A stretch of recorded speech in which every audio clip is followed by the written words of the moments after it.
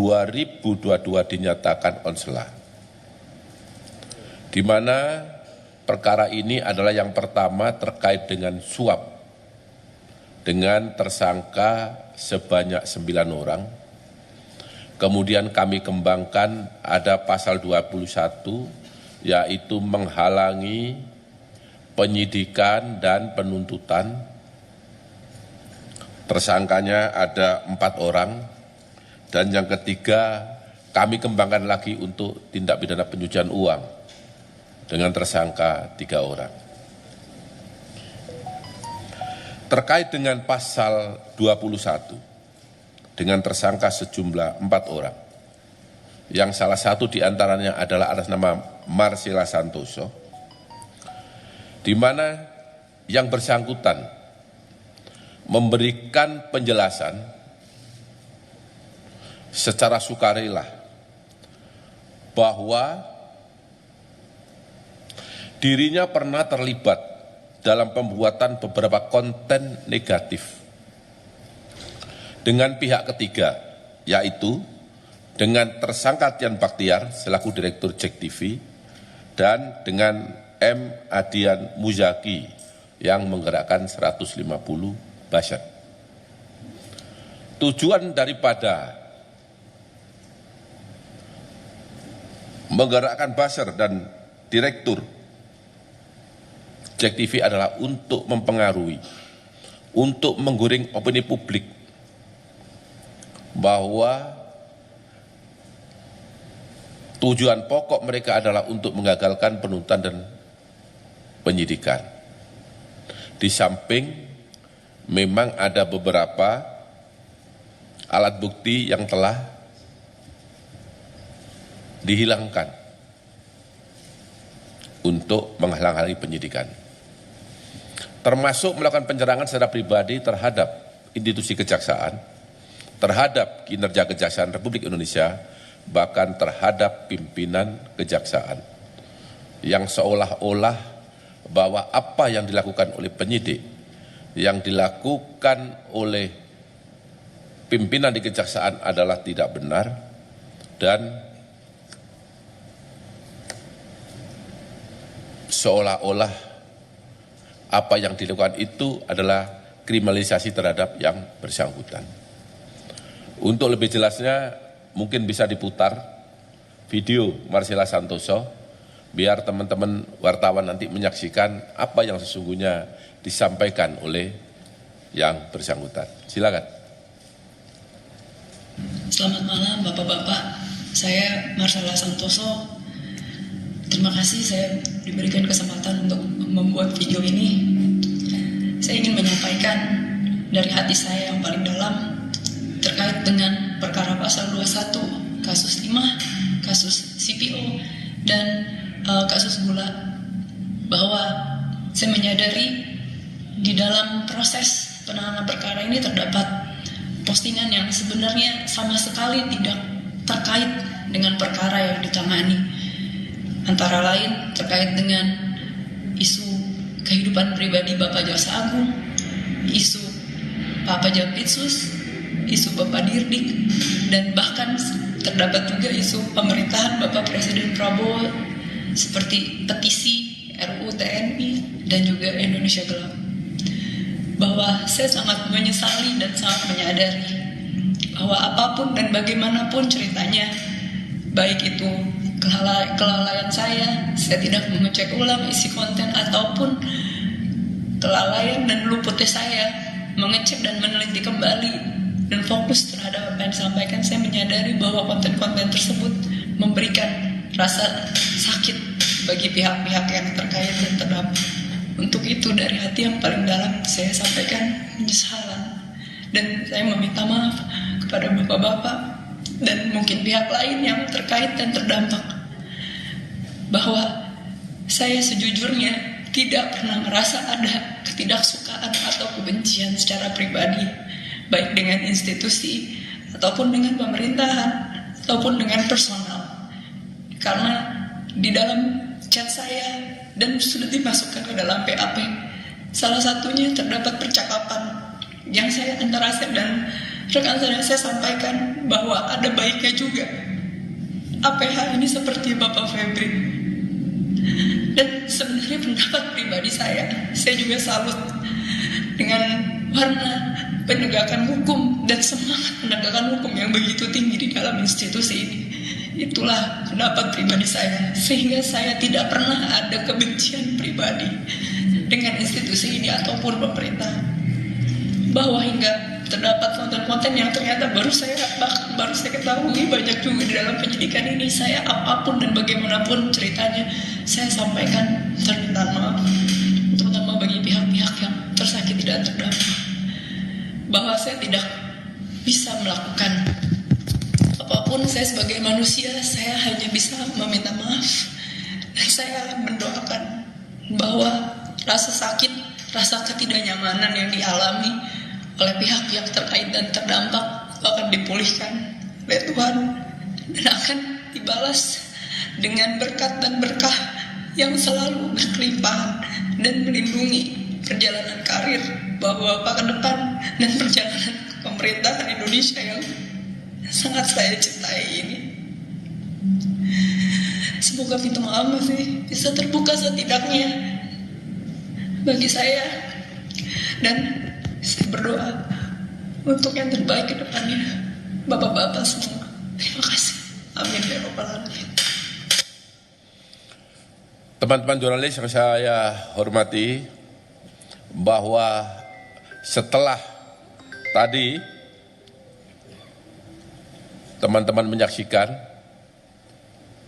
semuanya menjadi terang benderang bahwa apa yang selama ini disampaikan terkait konten-konten negatif yang ditujukan kepada institusi Kejaksaan Agung Republik Indonesia, terhadap Jaksa Agung, terhadap Jampitsus, terhadap Direktur Penyidikan, bahkan terhadap institusi lain yang telah disebut tadi adalah tidak benar. Ya, ini klarifikasi secara nyata dan tidak ada unsur paksaan atas kemauannya sendiri, sehingga masyarakat kami harap menjadi paham, menjadi semakin tahu bahwa yang selama ini dibangun narasi adalah tidak benar. Saya rasa itu yang dapat saya sampaikan, dan saya akhiri. Wabillahi taufiq wal hidayah. Wassalamualaikum warahmatullahi wabarakatuh.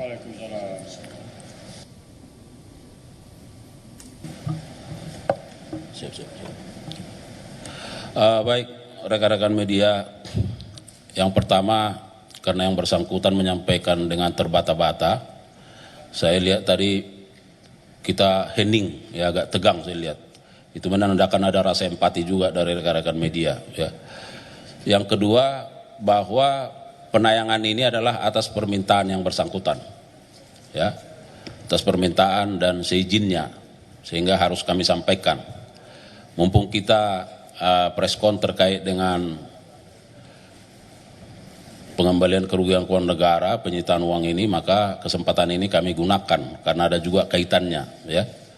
Yang ketiga, bahwa kalaupun demikian kami tetap tegar selama ini, ya. Kami tetap tegar, tetap kuat dan tetap semangat. Karena yang paling penting adalah bagaimana kami menunjukkan kinerja terbaik untuk melayani masyarakat. Itu poinnya, ya. Jadi sekali lagi terima kasih.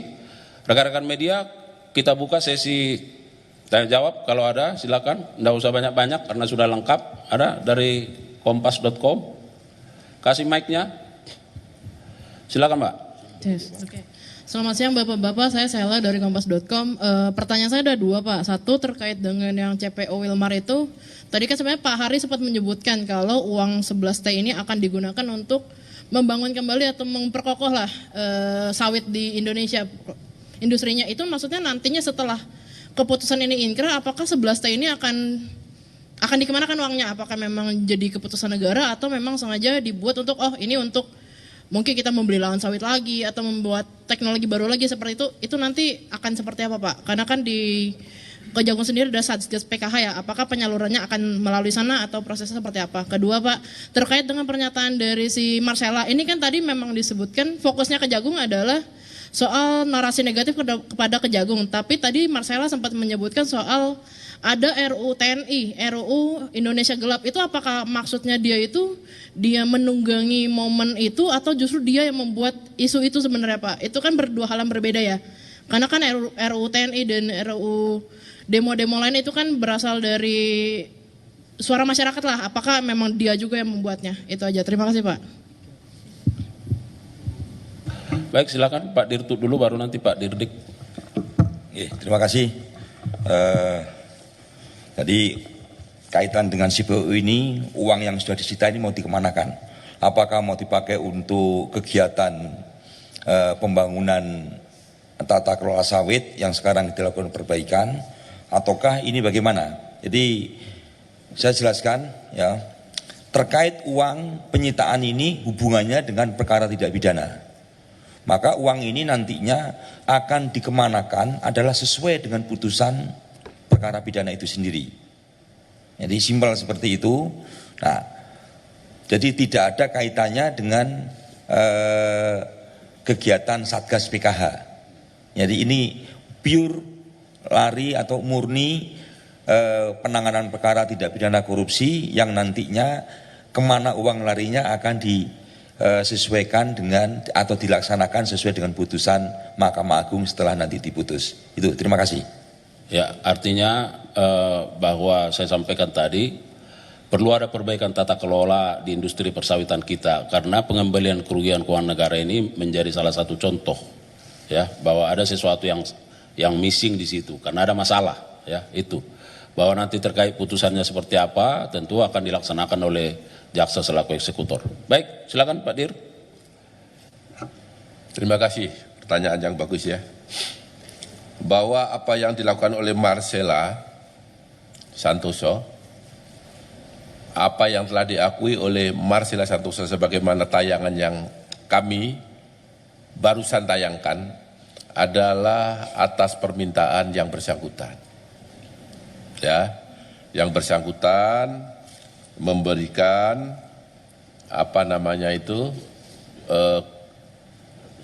persetujuan untuk ditayangkan. Kemudian terkait dengan yang telah dilakukan yaitu menyerang institusi Kejaksaan Republik Indonesia terkait dengan pelaksanaan penyidikan dan penuntutan, menyerang Jaksa Agung, menyerang Jampitsus, menyerang Direktur Penyidikan, bahkan para penyidik yang dianggap pekerjaannya tidak benar. Ya, itu adalah dengan maksud dan tujuan untuk menggagalkan penyidikan dan penuntutan, dengan maksud dan tujuan untuk membuat opini publik, membuat opini kepada majelis hakim bahwa apa yang dilakukan oleh penyidik kejaksaan itu adalah tidak benar. Itu starting pointnya. Dan itu telah kami temukan di dalam alat bukti BBE dan bukti yang lain. Fakta-fakta itu ada. Sehingga oleh penyidik ditanyakan apa maksud dan tujuan saudara dalam hal ini Marcella Santoso membuat seperti itu. Dan ini terbukti juga dengan pengakuan para saksi yang saat ini sudah ditingkatkan statusnya menjadi penyidik. Sebagai tersangka oleh penyidik. Siapa itu? Yaitu yang pertama tadi saya sebut ada Tian Baktiar, Jack TV. Bagaimana perannya? Teman-teman sudah mengekspos semua, sudah pernah mendengar semua. Yang kedua adalah M. Adian Muzaki yang membawai buzzer 150 orang yang untuk membenarkan konten-konten itu. Teman-teman sudah ekspos semua itu. Itu semua diakui. Makanya dia dengan sukarela membuat pernyataan dan minta untuk ditayangkan. Kemudian untuk institusi lain, kami tidak masuk ke wilayah itu, tetapi karena memang di BBE-nya ada, kami tanyakan, apa maksud dia membuat Indonesia gelap, konten-konten negatif, apa dengan kaitan RUU TNI, ya, ini kami tidak tahu ya, yang tahu yang bersangkutan. Tetapi karena ini ada di BBE, ya mau tidak mau tetap masuk di dalam pertanyaan penyidik, karena satu kesatuan dengan penyerangan terhadap institusi kejaksaan dan para pimpinan Kejaksaan Agung Republik Indonesia. Saya rasa cukup ya. Baik, saya kira jelas ya. Ada yang lain? Silakan.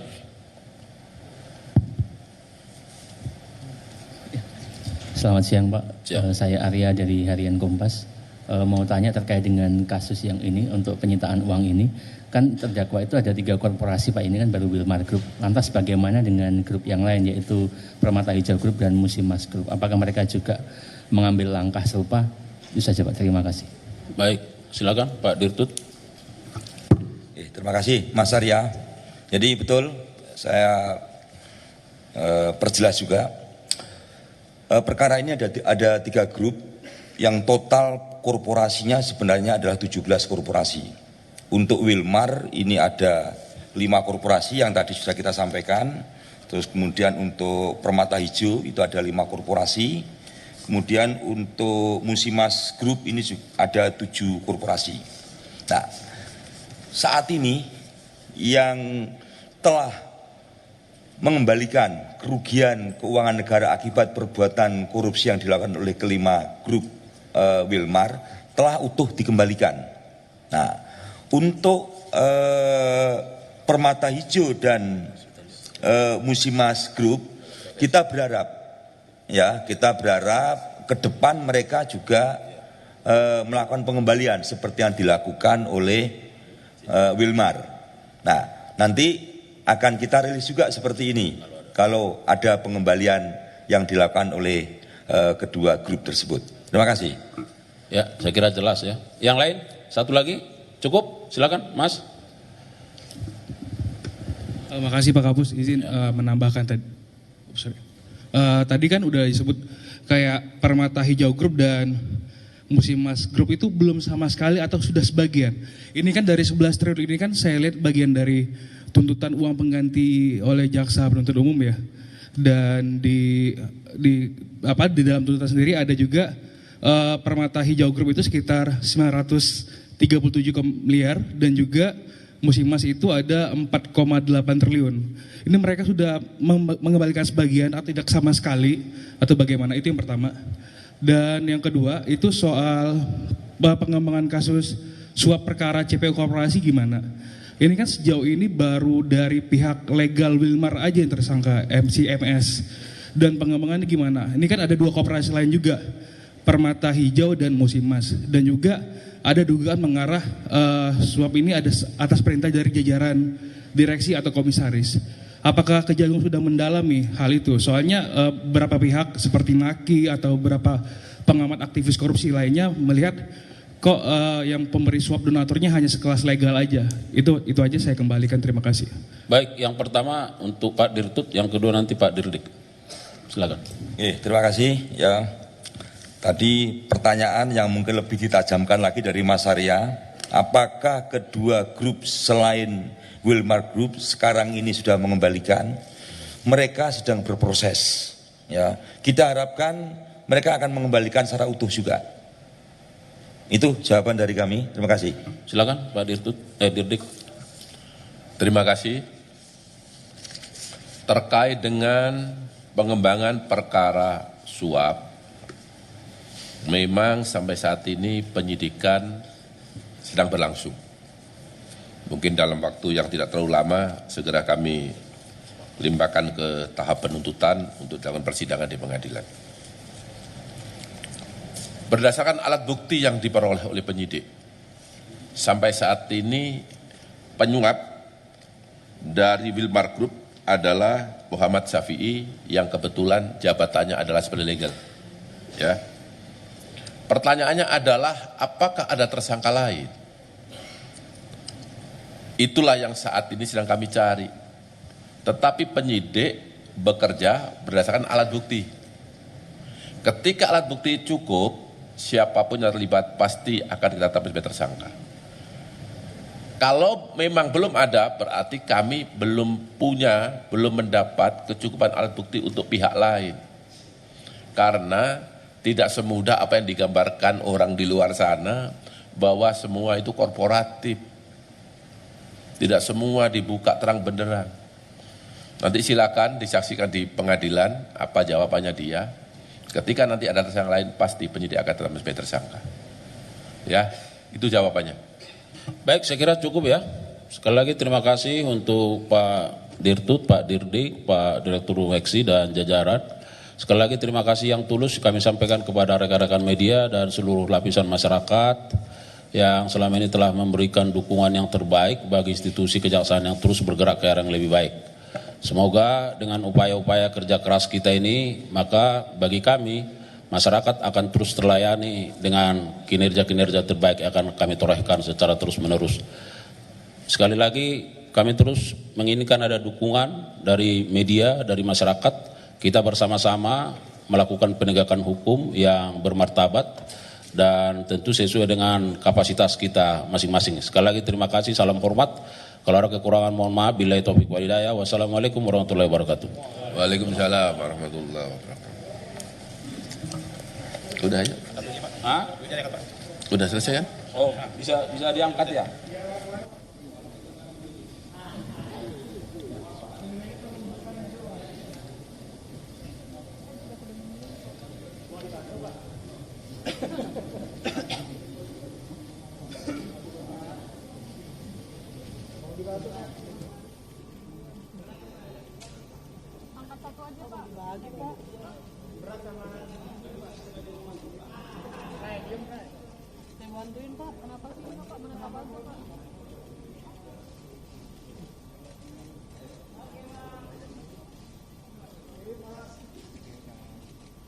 Tahan Pak, tahan duitnya.